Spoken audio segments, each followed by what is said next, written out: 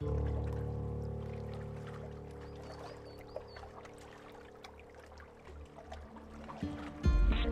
is the address to your emergency? Hello! Hello! What is going on? Hello? What is going on? Hello, we need help. We are in Little Beach. Please, our boat is dead. What is happening? Hello? Hi there, what is happening? Happening in Little Beach. I don't know it. What is it? Okay, It slipped down. hold on. We have help coming, okay, for the two people in the water? Four. Four or two people in the water? Four. Four people in the water. Oh my God. I'm still here with you, okay? We have help coming as fast as they can. Do you still see one?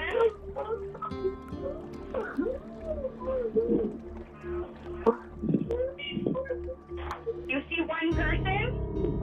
I don't see anyone, please. You don't see anyone now? Please.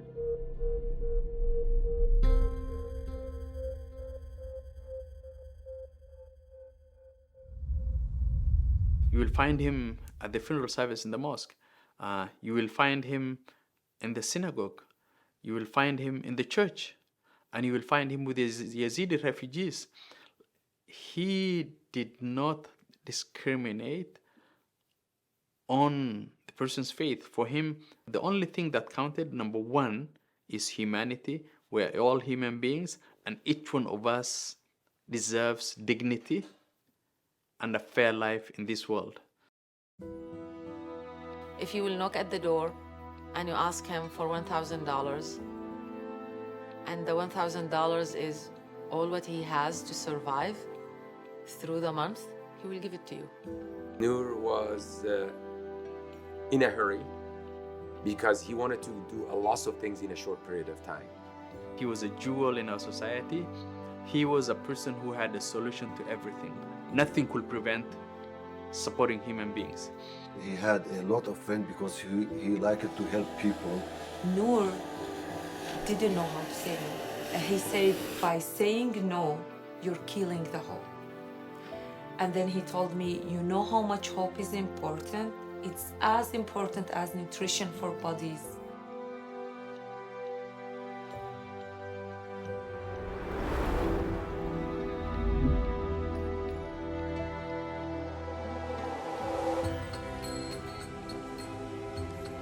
Nour's journey began in Kamishli, Syria.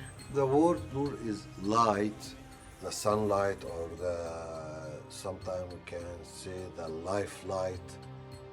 And his name reflected his presence in this world. He was a light for many, many people.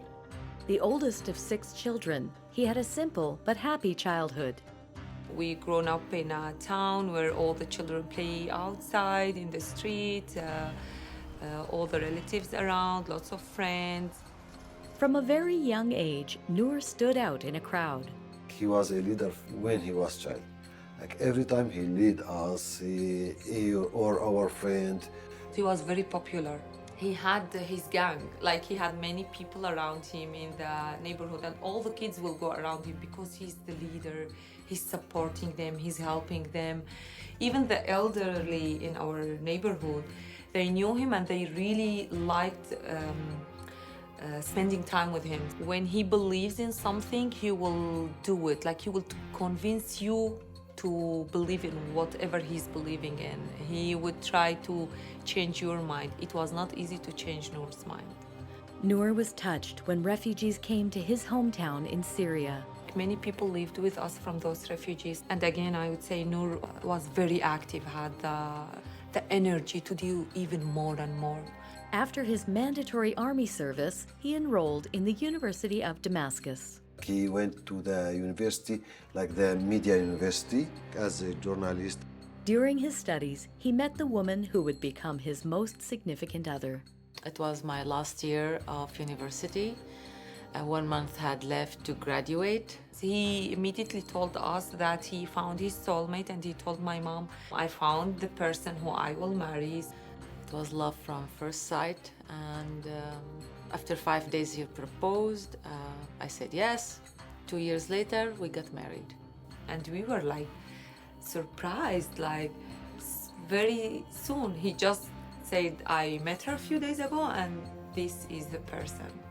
I knew it right away. He was the one.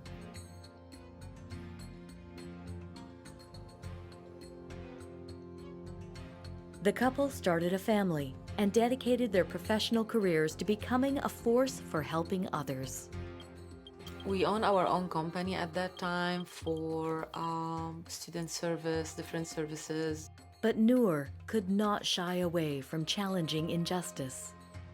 He was involved in human rights movement for civil society, democracy. He always loved freedom, be free, like as a child, be free, do whatever I want to do. Nour was not the only activist in the Ali Darwish home. I had issues with the authorities even prior to my marriage, because I was a human rights activist. I'm still a human rights activist. The authorities took notice of their actions, especially Nour's actions. He was arrested 3 times, and after that he fled the country. It was better to him like to exit from Syria than staying in Syria and having problem. When he fled the country, he didn't inform me though, because he heard that they arrested all his friends. As an activist, Maysoon's well-being was also at risk, and the threats on her safety had escalated. Nour found refuge in the port city of Macau, China. It's sort of the Las Vegas of southern China. He lost all his documents. He was trying to extend his Chinese visa, and he found himself stuck there. There was no way to return to Syria. So I fled the country to join him in 2008 with my 2 little girls. Leaving your country, going to a different place, it's not always easy. But for Maysoon, it was the only option. When you are under constant and continued threatening, you will just, act based on survival mode. When you are a mom, you just want to protect your children, and that's what I did. Leaving a country and becoming a refugee means leaving the people closest to you behind, not knowing when or if you will see them again.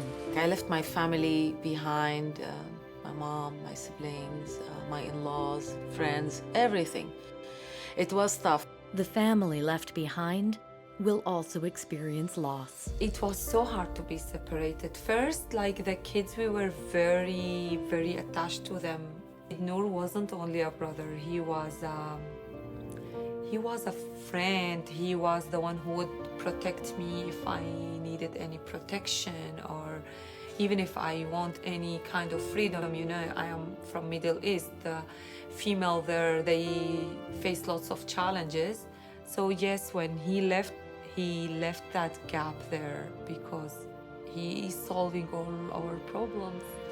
In Macau, China, the family experienced firsthand some of the challenges facing refugees. He had been a businessman and now they were refugees. There was no opportunity for them to work and they were stuck. Life was tough. It was a cultural shock at the beginning. Like everything was different, but I am a quick adjuster.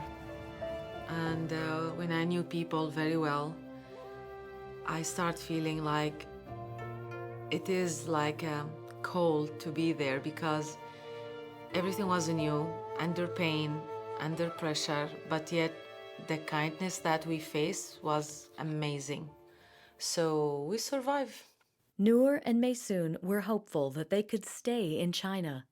However, things did not turn out the way they expected. We thought they're gonna give us the permanent residency after they interviewed us, but they said no, it's a deportation letter, you have to leave the country. When they received the unfortunate news, they were reminded of the importance of a supportive community.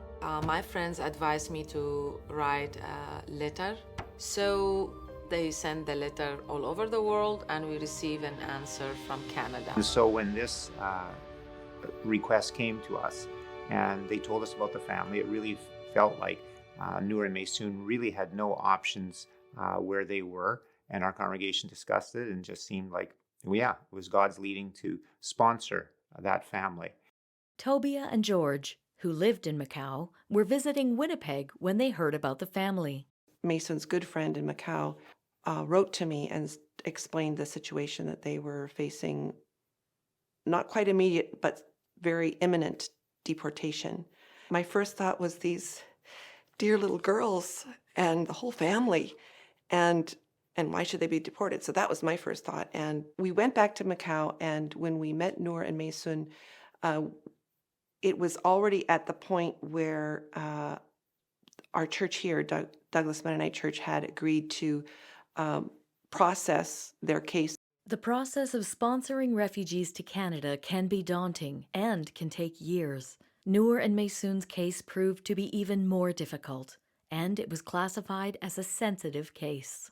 Nour was a human rights activist and Maysoon is a journalist. So it may have been partly the sensitivity of their particular cases. And it took us another 2.5 years waiting period, and finally we came to Winnipeg. So this is the family when they came to Winnipeg in 2013. I wanted to have the sense of belonging. I wanted to have a place I can call home. And I found this here in Winnipeg. One of my fondest memories of Nour and Maysoon's arrival was meeting them at the airport. When we were still in Macau, I would talk Cantonese to their girls. And so when they arrived here, our kids met them and tried to make them feel comfortable and like somebody here understands them. It was so exciting to come and to see all people from church waiting for us at the airport, people that I never ever met in my life. When a church sponsors refugees, they are committed to care for them for a year to allow them to slowly integrate into their new lives. Most refugees require that time for adjustment and take at least a year to find work, but not Nour and Maysoon. You have to work hard. And if you are a newcomer, you have to work twice hard because you don't know the language and you don't have that connection. But there is opportunity for every single one, but you have to work for it. This is our place, our home, our country. We have to contribute to the society, and we continue doing this since then. Contributing to society was a principle that Nour felt very passionate about, and he expounded it to other refugees, including his own family members, who he helped sponsor. Some of his relatives who arrived on a Friday, they couldn't come to church on Sunday because they were working already. When I came here, he said, you don't have time to sleep or take rest from the trip or from the jet lag. No, Schler, you're Schler. Your fault is that you're my sister. You have to find job like very fast because we have many other people to help. The next day, I was there to be a volunteer to help newcomers. When Nour and Maysoon arrived in Canada, members of the Douglas Mennonite Church helped with their initial acclimatization to the new country. The church volunteers were surprised when they took Nour and Maysoon shopping in Canada for the first time. All suddenly, Nour, in front of the superstore, one of them there, he gone missing. So they look for Nour and everywhere. And they find Nour with no shoes on. And they say, Nour, what happened? He says, well, he just saw a homeless. And he think that homeless needed the shoes more. That was type of personality he was. Newcomers face many challenges when they come to a new country. The immediate need when people get here is housing and kids, school. How am I going to support myself? And how am I going to learn the language of this country? The children used to integrate faster. The parents are the main challenge. They lack the understanding to the culture here. This creates increasing isolation. I think people just need somebody to talk to, hang out. For Nour and Maysoon, because at that time there was not a large Syrian community in northeast Winnipeg, they just needed friends. And so many people in our congregation quickly became their friends. And very quickly, someone in our congregation approached Nour and asked him if he needed a job. And this person had a renovation business, and Nour quickly got deeply involved in that. I started in a daycare, moved to YMCA. After that, I started with Welcome Place, and now I'm with MCC and Kurdish Initiative for Refugees. Nour is a businessman and he is very, very ambitious. And he got to work right away. He was a staff at Winnipeg Building, Winnipeg Furniture. I start as an employee, as just construction employee, and after 4 years I start my own business. And a lot of people be working with me, helping a lot of community. He now employs 30 people in his home renovation business. He always hired refugees. Middle of nowhere, different language, culture is different, everything is different. So it is tough for you if nobody stands behind you. He was kind of making them a verbal agreement. He wants them to be part of society right away. Like, go to work, create values, and get yourself into the cycle of the system so you feel better, so you could help other people. The key to integrate is to work. Language is important, but you have to work in order to learn the language. So that's why for him it was very important to hire refugees. Why I started work with Nour, and I didn't get any experience before. I just came in here and he gave me his experience.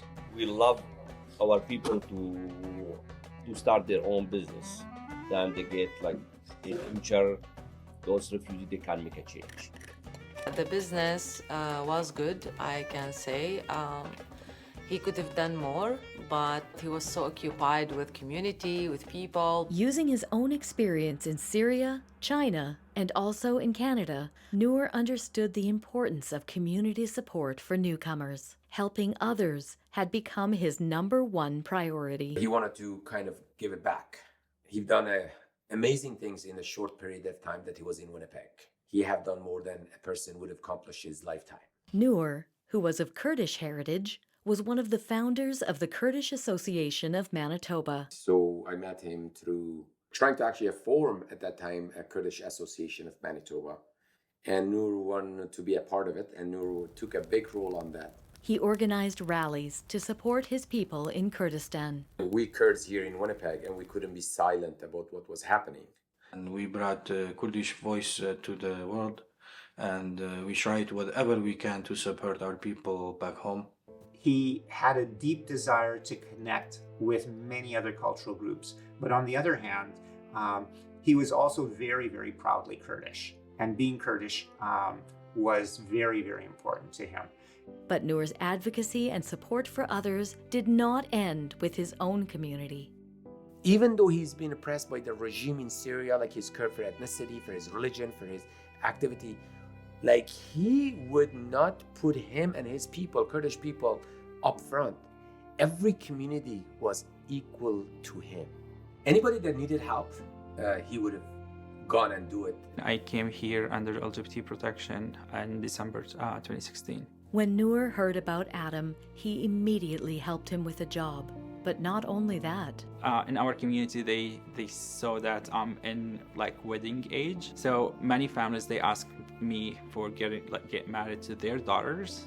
And I wasn't sure what to do in this case because I was scared to tell them I can't. So I told Nour, please, just can you talk to them just to let them stop asking me for this. And actually, he helped me a lot with that too.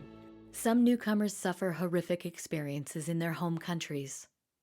When they arrive here, they need to cope with trauma and mental health issues. There was a young Syrian girl who had mental health issues, and she wanted to walk from the mosque in downtown to the mosque in the south of the south of the city on Waverly. We tried to talk to her. She was adamant that she was going to take the walk there at 20 below. So I called Nour. Nour was in Trascona. He drove, and 20 minutes he arrived at the mosque in downtown, talked to the girl, took her to his house, and solved her problem. There are times when I have called on Nour at 2 a.m. and he woke up. Immediately he showed up. Nour and Maysoon considered Canada home, but they never forgot about their extended family who were left behind in Syria. And they quickly told us, well, we have some other relatives. if they allow me, I can bring more family and I can help them to find job and all stuff, settlement. And we have sponsored in the last 5 years 21 refugees to come to Canada. And Nour and Maysoon have also sponsored additional family members on top of that. Over the years, they, along with the Mennonite Church, sponsored and reunited with many of their family members, including their brothers, sisters, parents, and cousins. I was thankful to Canada because I met him after almost 10 years. He wasn't there when I married. He wasn't there. He didn't see my kids until I came here. Nour was instrumental in creating a community for newcomers. He wanted to give them a sense of belonging in the new country and organized social and traditional events such as the Neiroz, the celebration of the Kurdish New Year. Apple, his birthday. Avaya mete avina. Avaya havalawi. Avana av azimbalki. The couple identified challenges facing newcomers in the community and addressed them quickly.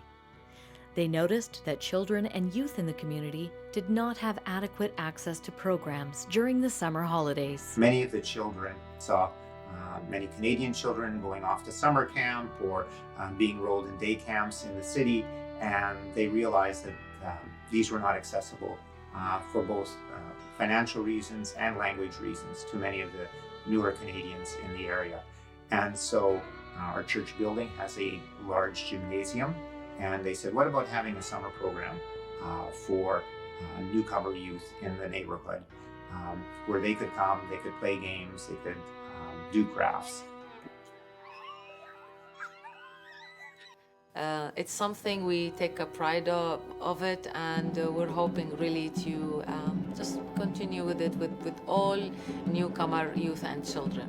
I was thinking, maybe we'd have 30 or 40 children in the gymnasium every day.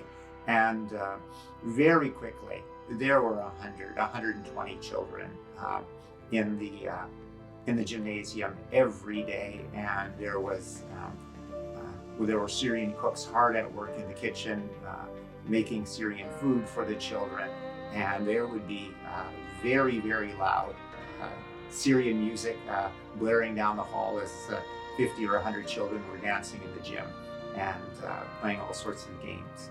First of all, Nour had the idea, Nour and Maysoon had the idea, and then they formed this organization called the Kurdish Initiative for Refugees. Nour and I had started to help all refugees based on our vision and experience. Yeah, one of the things that struck me about Nour and Maysoon is how quickly they caught on to the fact that Canada is a multicultural mosaic. And they were very clear in their desire that they wanted to help all newcomer youth, not just Syrian youth or Kurdish youth. Okay. So you have to eat first. Our goal is to help community people, specifically Syrian community, Yazidis, Kurdish, whoever needs help to integrate and adjust. It teach them how to adjust to the society, have certain skills, learn English, communicate with each other, how to understand the culture here. What I'm gonna have here is we're gonna make it so when we start the program, it is always going to be sending in. Okay, I'll send it to you. Here we are.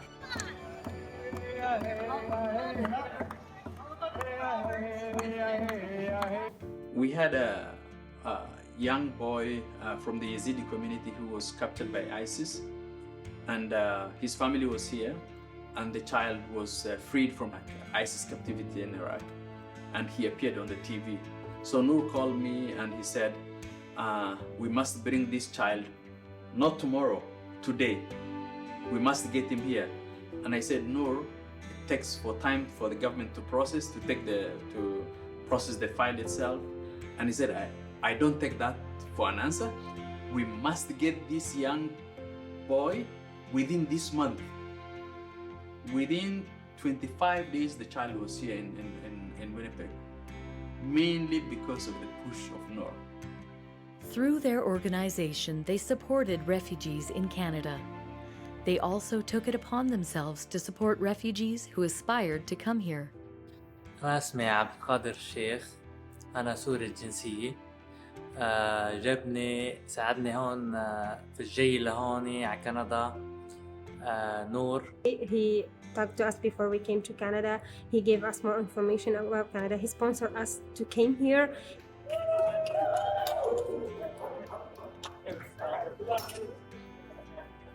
Cannot imagine how many refugees that Nour brought here. They are in the hundreds. We sponsored lots of refugees in the past few years, and we're continuing doing this. Anybody that even not prior to arriving in Canada, they will contact Nour because they probably somehow they heard Nour is here and doing those type of work. So he would pick up, for example, refugees at the airport. He would take them to his house or a shelter, wherever it was pre-organized. He helped people how to settle, do papers, ask for their rights. You know, after going through the war and coming from a culture where you got arrested for any word you say, so many of the people would be so scared to talk. He helped people to talk. Supporting refugees can be an expensive endeavor. They received some government funding, but I know Nour and Maysoon put a lot of their own personal funds into the program. Using his own money to meet the needs of others was not a foreign idea for Nour or for those close to him. His money was never his money. It was always for everyone. Like, he used to be a big support for everyone financially. When we host events together, and we need, we run short of money, Nour will put his hand in his pocket, and whatever money that he had, he will give it to the events. He used to do that back home in Syria. He used to do that even in Macau, China. Even when we didn't have money, we were surviving day by day. But that was him. It's good to help, like we have to help. We have no choice. But think about the family. Some people are, maybe they're not telling you what was really happening. And many times he will say, you know what, I'll do what my heart is telling me to do. If people are not legitimate, it's on them. And for him, no was not an answer. For him, everything had a solution and it could be done very quickly. And once I was making jokes and telling him, you don't know how to say no. Probably you have to go to the mirror and say no, no, no, no, no. Until you learn how to say no, you always say yes. And he was laughing and we were joking, but then he said something I always remember. He said, even if only I have 10% hope that I can do it, I would never say no. He said, Schler, by saying no, you're killing the hope. So if you kill hope in someone, they can't live. Easy is kind of a praise that it is easy. We'll get it done. Don't worry.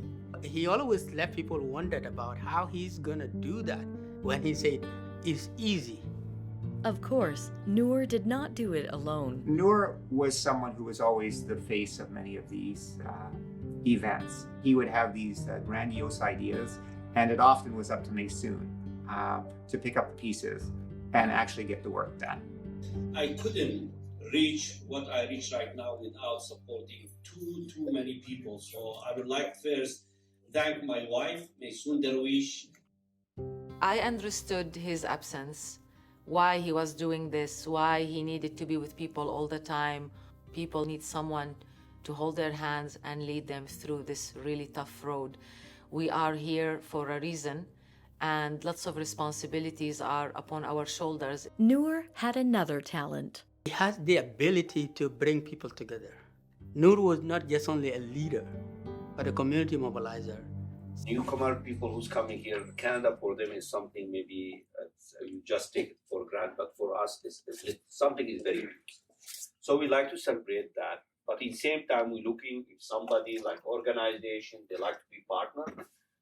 And so when he called for people to come and help as a group, people will listen to him and they will show up. We were always saying, Nour, we made a word, volunteer us, like he would make us all volunteer for anyone who needs help. Bringing people together was a value that he took to a higher level. So if we all come together and try to know each other, like to know all the culture, so we can be like, there are many things to share than something to do not share. We had an issue in the North End where some Syrian families and some Somali families who were living there were having some friction with indigenous communities in the North End. And Nour, all of a sudden, with nothing, organized an impromptu street festival where they invited the indigenous people living there, the Somali refugees, the Syrian refugees, to organize a street party. And he brought his own barbecue machine, he bought meat with his own money, and organized a barbecue event for the whole community in that neighborhood with his own resources, without asking anybody, or without anybody asking him. This is the Nour that I know in terms of giving to all kinds of refugees. I remember Nour bringing kids, Kurdish, Syrian, African kids to Broken Head First Nations to be able to help these kids understand the life and conditions of indigenous kids in the reserve, and staying there from morning until 5 o'clock, just to be able to give these kids who came here as refugees, who see this city, to give them perspective of how the original inhabitants of this country are living in this country. هاي الأرض كانت عالم، هاي عالم شاب مآسي مثل ما نحن شفنا ببلادنا. When you were with him, your life was full of events. Like at 24 hours, you would have had like 25 events. So he was full of passion. One of the things that we organize is the Multiculturalism Day. To do this big event, you need human resources to, volunteers. He will show up with a group of people. If it's something that needs to be done, it will be done right away. Everything that you put in front of Nour, there was a solution. Everything. He put himself ahead of everybody else, and Nour's needs for himself and his family came last. His complete dedication to others was, at times, difficult for those who were closest to him. To them, Nour made a promise. The time will come and we will have time to spend together. Attempting to find time to meet the needs of all the people around him meant that he was always in a rush. Rushing all the time may not be the best. And I think I've told him that many times. And he was always saying that he has a limited time. So maybe he knew it was coming. A man with many hobbies and interests, Nour was able to spend time with his father and improve his fishing skills. Fishing was one of my dad's hobbies, and Nour as well. And we would always make fun because Nour and my dad and even my husband would go. We all would go. I would go. We weren't able to get a fish. So, maybe we have to be in a boat. So he got the boat and a fish finder, and we were just laughing and making jokes. But it's not about the road. It's you guys don't know how to fish. And it's true, we didn't learn how to fish that much. We had like some rivers in our back home, but not very close to us. People who are new here, we don't know a lot about the lake. The day was started in good way. The weather was good. We were sitting outside when we received a call that the boat was capsized. The boat has my dad and Nour and my other brother John and my husband and Nour's father-in-law. And my husband was messaging me all the time. We were resting when I got the message from my husband while he's stuck there. He was on the line with 911. I don't know how he got that ability, but while he's talking to them, he was sending me messages that we're in the water. You have help? Yes, but I don't know. I think just one, but the other one I don't know where it is. Okay, just stay on the line with me, okay? There is help coming. Okay, thank you so much, You're welcome. No, take a deep breath, okay? Take a breath. The Mayday came across and said that there was a capsized vessel overturned and that there were persons in the water. There was some water inside the boat, and when he turned it off, it didn't turn on and it collapsed. There was high waves. My husband said like he did see Nour, but because I told you like always Nour is like the one who gives us the strategy, leads us. He said I waited for Nour to tell me what to do, but Nour didn't talk. Yeah, what happened, like, we found ourselves like in the water. I saw Nour like he wasn't doing anything. Just I saw his hand like this.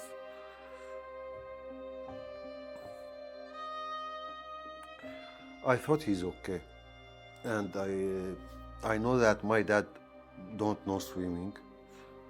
So I tried to help my dad, but we were without life jacket. We didn't had a chance to. I didn't had a chance to give them life jacket. Even me, just his father-in-law. I tried to help my dad. Nour and Juan did give away the life jackets. Nour said, "Give it to my dad and my father-in-law" at the beginning. So both they gave it. I stayed with my dad about, I don't know, about 5 minutes and I couldn't see Nour again, like, because I was with my dad. So first I saw him, but then I couldn't see him when I lost my dad. And I started swimming along to the shore. On this particular call, when we arrived, there was quite a bit of chaos. Victoria Beach Rescue was already on scene. They were already there. They were near the vessel that we overturned.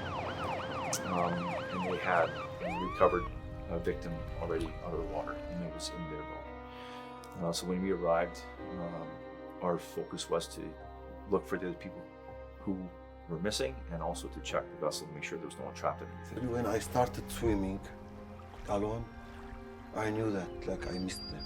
They passed away. But no choice, you can't do anything.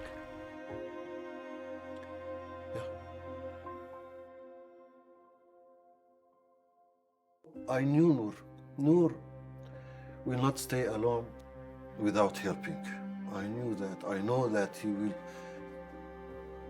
if nothing happened with him, he will come to help us. So I knew that there is something bad happened. And my dad was, like when I left him, he was almost passed away. Yeah, and I couldn't like help him. They found my father-in-law on the same day. Nour was missing. In the first day, I knew it. Like if I will tell you, I was hearing his voices in my head. Come pick me up. I'm cold. Nobody believed me. I was looking to my son's eyes and she was looking at me and I was saying, "We're gonna find him. I believe in that. Are we gonna find him?" And she was looking at me, she said, "Stop dreaming, Adam." They tried to convince me, just be positive.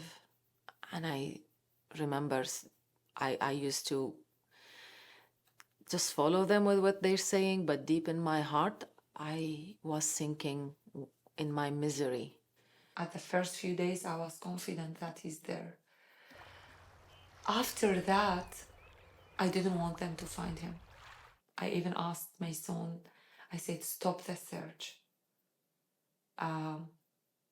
If he's in the lake, I don't want them to find him because I would lose the hope." And yes, hope is very important.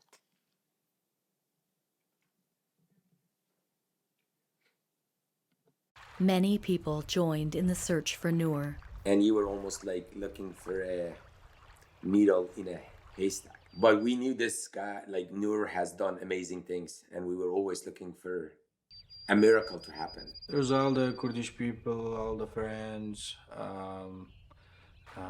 It was hard to see everybody there, all the friends. We have a lot of history with Nour. We used to go walk on the shore. Maybe we see anything, maybe he's injured, maybe he's sitting there somewhere. A friend of Maysoon's called the Heart Team. We weren't able to locate him. We arranged to come back the next day to continue the search. And we were able to, I guess after a short time, actually image Nour Ali's body on the bottom of the lake. And I saw them when they stopped on one spot, and it was very close to the shore. With Winnipeg Lake, there is a certain nature. Only people who lives there, they know about the nature. If you drown in certain place, you stay in that place, which give me an indication he tried. What happened? To me, it's a mystery because I know how strong swimmer he was, how enthusiastic and a fighter he was. To say why didn't someone make it to shore, that's a great question. But all I know is that swimming in cold water without any thermal protection is very difficult to do. I remember we did the recovery and were able to bring him back to shore. You're thankful that you found the person, and then I'm always dreading after that because we have to bring the body back to shore. There's always a lot of emotion packed. Lots of pain. It's terrible. So I was in that pain for 5 days prior to the recovery. When they said they found him, the pain was even worse. For 6 long days, everyone flocked together from dawn to dusk, looking for their friend, their brother, their rock, Nour. Nour always wanted to gather people, bring them together, and he did for 6 days. Praise were offered, drums were beat, tobacco was laid, songs were sung by many faiths, all who came together to find Nour so he may be laid to rest. His vision of bringing people together realized yet again. When Nour died, the world lost an important soul. It was a big loss, not only for Kurdish community, for refugee community, for Winnipeg, even for Canada. We can never find Nour. I hope that many of us are able to continue the legacy, each one of us in their own way, to be able to have Nour's flame continue to burn in different spheres, I think. Nour has planted amazing seeds, and naturally those seeds are going to grow and they're going to give its fruit. He inspires hundreds of people. So his legacy, I think, is going to bring a lot of good things. Maysoon and her daughters are continuing to keep the fire of Nour burning. I've been in this for a long time. We started this together, Nour and I. Now I'm all by my own. I will continue. Nour was a great person. We were a great team. We did everything together. And he left.